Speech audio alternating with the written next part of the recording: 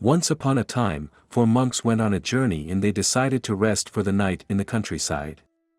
They got a place and prepared to meditate as they usually do every evening. In order to see in the dark, one monk lit a candle. To meditate, they all vowed to stay silent while looking at the candle. As the hours passed, however, the wind caused the flame to flicker and dim. "Oh no," exclaimed one of the monks, "it's about to get dark in here." Right then, another monk scolded him, "Hey, we're supposed to keep silent."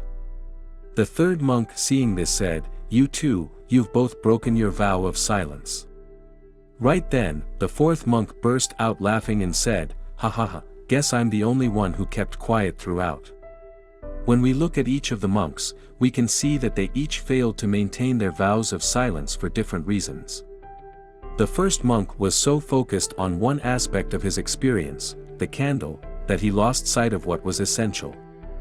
The second monk cared more about ensuring others followed the rules rather than his own practice. The third monk allowed his anger towards the other monks get in the way. Finally, the fourth monk was held back by pride, and he lost track of what mattered most. So while each monk took note of one another's mistakes, they failed to realize their own faults. It's a common human nature to focus on the mistakes of others rather than our own. However, it's much more beneficial for us to take time to focus on our own mistakes and work on improving ourselves rather than judging others.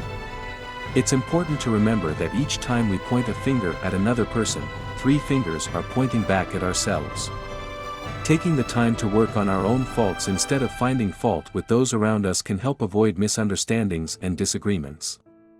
In short, before opening your mouth and judging others, remember, no one is perfect, including you.